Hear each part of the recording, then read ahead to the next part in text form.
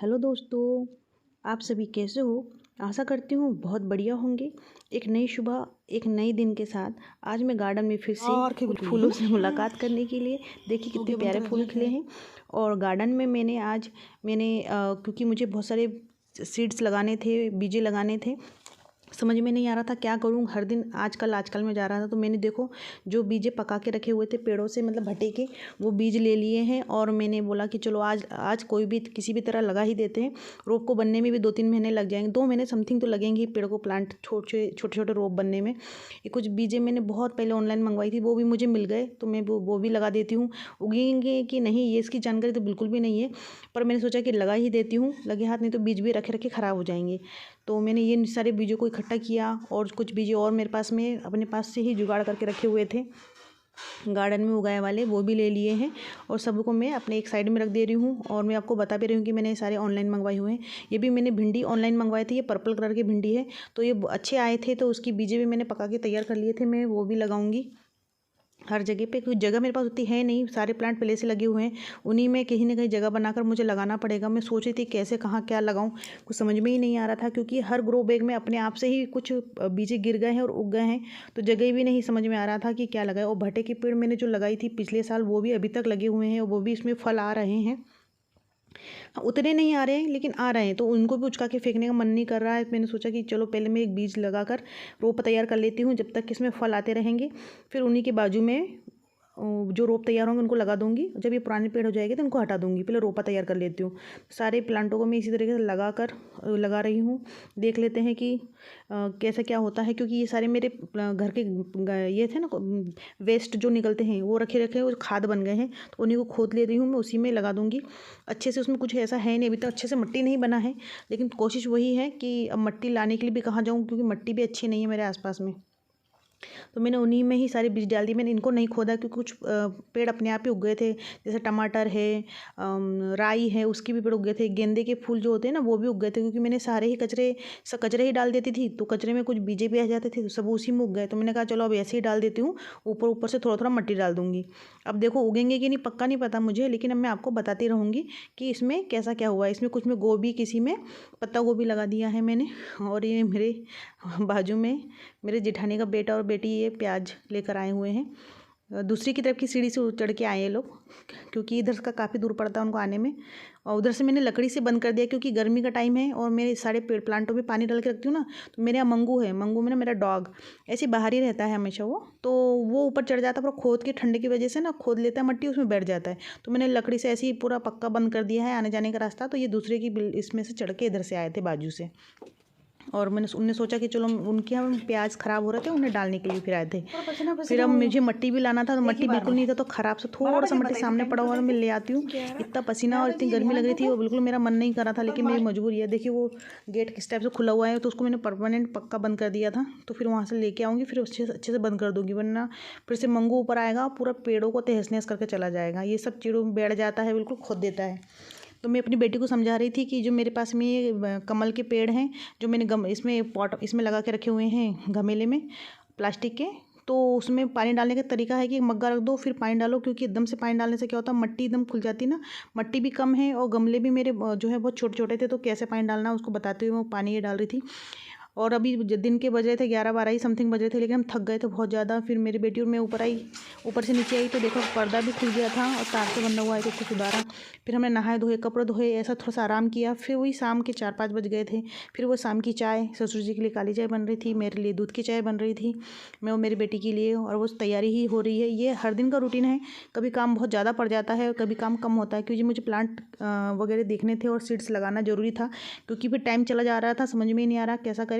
तो आज मन पक्का कर लिया था कि आज करना ही है, तो वो काम हो गया। आप सोचते होंगे कि मैं डायरेक्ट बातें करती हूँ, क्यों नहीं दिखाती हूँ।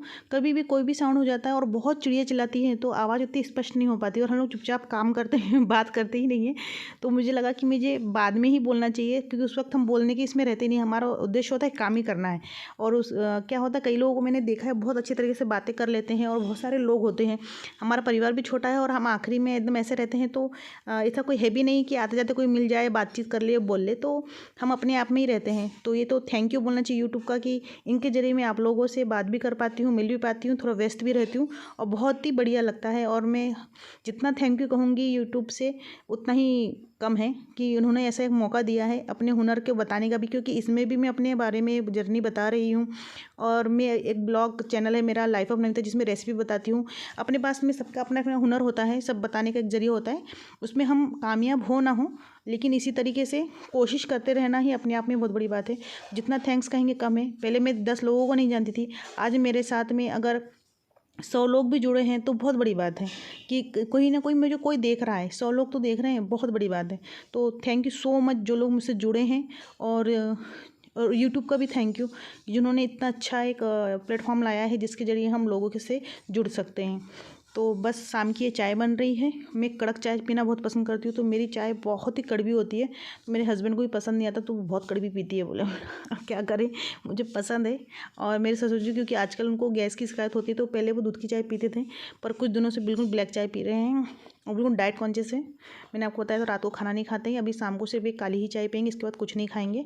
शाम को 4-5 बस, इसके बाद कुछ भी नहीं। तो बस ऐसा है। और हम लोग तो सब कुछ खा रहे हैं अभी, और उनको देख के सीखना चाहिए, लेकिन पता नहीं मन नहीं मानता। अभी लोभ है मन में, खाने की इच्छा बहुत होती है। मैं तो भूखी सो ही नहीं पाती हूँ, तो इसलिए मैं तो खा लेती हूँ खाना, भूखी मैं सो ही नहीं पाती हूँ।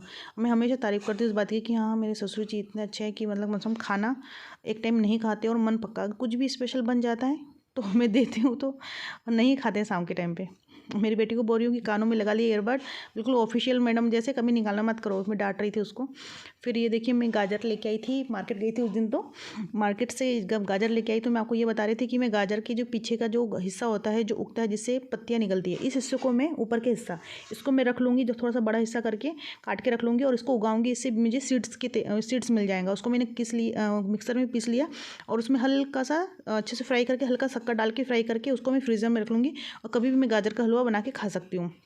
और मैं आपको बता रही हूँ कि ये मैंने मार्केट से लेके आई थी जैक फ्रूट, क्या बोलते हैं इसको, फन्नस, मराठी में फन्नस बोलते हैं, क्या बोलते हैं, कटहल। कटहल लेके आई थी, तो मैंने उसको कैसे काटना है वो बता रही हूँ, क्योंकि मेरा एक चैनल बताया था मैंने, लाइफ ऑफ नमिता है, उसमें मैं रेसिपी बताती हूँ, उसमें कटिंग का बता रही थी। तो मैंने थोड़ा सा, आपको अगर देखना है तो प्लीज़ उसमें जाकर देख लीजिए, मैंने उसमें कटिंग करके बताया भी है कि कैसे काटते हैं। और घर का सारा काम पड़ा हुआ है, देखिए वो खोआ रखा हुआ है वहाँ पर, मैंने खोआ लिया था, तो ये खोआ रखा हुआ है, मैं बता रही थी। ये फ्रिज में रखा हुआ था, मुझे इसकी भी रेसिपी बनानी थी, तो देखूँगी अगर रात को बना पाई तो ठीक, नहीं तो आज स्किप कर दूँगी, क्योंकि मैं बहुत ज़्यादा काम कर चुकी हूँ। और फ्रिज में रखने से क्या वो हार्ड हो जाता है ना, तो उसको समय से पहले निकाल कर रखना पड़ता है ताकि मैं इसको यूज़ कर सकूँ। तो मैं निकाल तो लिया है, पर मन अभी 50-50 है कि मैं बना भी सकती हूँ नहीं भी, क्योंकि काफ़ी टाइम हो चुका है, बर्तन बहुत सारे पड़े हैं। खाने में मैंने और रेसिपी बनाने के रह गए थे, मैंने उस दिन अप्पे बनाए थे साबूदाना के, इसलिए मैंने पड़ोसी से मांग के लेके आई थी। मेरे पास अप्पे का साँचा है नहीं, तो मुझे वो भी देना है। बहुत सारी चीज़ें ऐसी है जो मेरे पास अभी नहीं है। जब मैं रेसिपी कर रही हूँ तो मुझे ऐसे लग रहा है कि ये भी चाहिए वो भी चाहिए, पर अभी मैं कुछ ले नहीं सक रही हूँ। जैसे कि मैंने आइसक्रीम भी बनाई थी, तो आइसक्रीम का साँचा नहीं था मेरे पास में, और अभी जैसे अप्पे बनाए थे अप्पे का भी साँचा नहीं था। तो अप्पे का मतलब ये जो भी होता है, तो मैंने बोला चलो ठीक है धीरे धीरे लेंगे।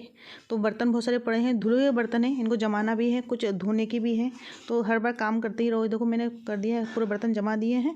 और अब मुझे जो अभी मैंने रेसिपी बना ली है कटहल की, तो मैं आपको बता देती हूँ। देखिए मैंने कुकर में बनाना बताया था कि बिना मसाला पीसे कैसे ही हम कटहल की सब्ज़ी बना सकते हैं। तो मैं उम्मीद करती हूँ कि अगर आपको ये रेसिपी अच्छी दिख रही होंगी और ऐसा लगे कि देखना चाहिए, तो लाइफ ऑफ नमिता में ज़रूर जाइए और देखिए कि ये रेसिपी कैसी बनी है। बिना मसाले पीसे बनी है ये, कि मतलब कैसी पक से जाती है कुकर में और कितना अच्छा लगता है, और सिंपल और फटाफट बना सकती है। जिनको लगता है कि यार मेरे पास में कटहल ही है और कैसे बनाऊँ और टाइम नहीं है, तो आप इस तरीके से कुकर में फटाफट बना सकते हैं। फिर घर का टाइम है बिल्कुल भी, तो मैंने एक तरफ को चूल्हे में कर दिया है सब्जी को, सब्जी मेरी बनके हो गई तैयार। फिर बना ली है मैंने रोटी, और राइस भी मेरी बन चुकी है। तो मैं आपको दिखा देती हूँ कि मेरी पूजा पाठ भी हो चुकी है। मतलब काम तो इतने फटाफट करने थे ही, क्योंकि सबका आने का टाइम भी हो गया है। मैं बता रही हूँ कि मेरी रोटी बन गई है, मेरी सब्जी बन गई है। अच्छा मैं चावल भी दिखा देती हूँ आपको कि मैंने राइस भी बना लिया है, वहाँ पर रख दिया है। मेरे सारे काम हो चुके हैं आज, और इनका आने का भी टाइम हो गया है। इनके आने से पहले मेरा खाना बन जाना चाहिए, वरना ये भी गुस्सा होते हैं कि मैं आता हूँ तब जाके तेरा खाना बनता है। तो मैं भी कोशिश करती हूँ कि उनके आने से पहले बन जाए। कभी कभार ऐसा हो जाता है कि वो आते रहते तब भी मेरी रोटी बनती रहती है। ये देखिए टाइम देखिए 9 बज गए हैं, इनका भी 9 साढ़े 9 बजे तक ये भी आ जाते हैं। यह मेरा पूजा अभी जो हुआ, दिया अभी चालू ही है, दिया लगा हुआ है, शाम को लगाया था इस दिए को।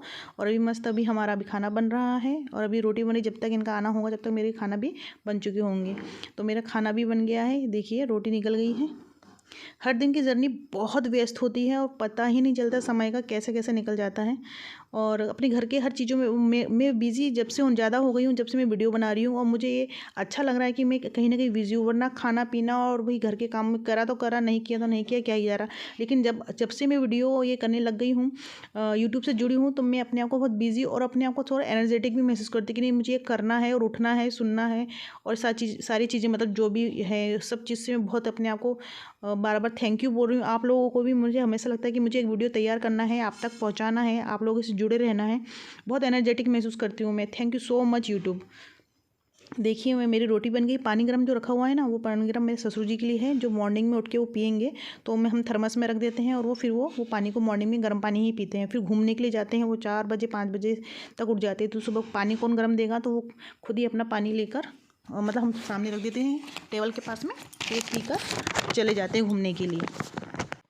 सारा काम हो गया है, ये भी आ गए हैं, पानी भी गर्म हो गया है। बस अब हम लोग खाना खाएंगे और कहानी ही ख़त्म हो जाएगी, क्योंकि ये तो कैमरे में आने वाले हैं नहीं। ये देखिए कच्चे आम की कैरी, हम लोग हर दिन ताज़ा वाला ही कैरी का अचार बनाते हैं फिर खाते हैं।